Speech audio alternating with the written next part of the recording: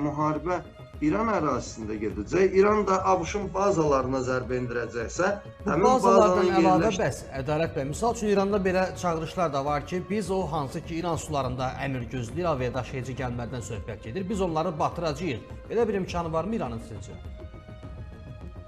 Yusuf, bunu Xamneyi səhv eləmirəm demişdi ki, aviadaşıyıcılar yox, onları batıracaq raketlər daha qiymətlidir. Nəysə belə bir şey söz demişdi. Ya bu insanın dünyadan xəbəri yoxdur, ya bunun ətrafında bir hərbi müşavirim yoxdur.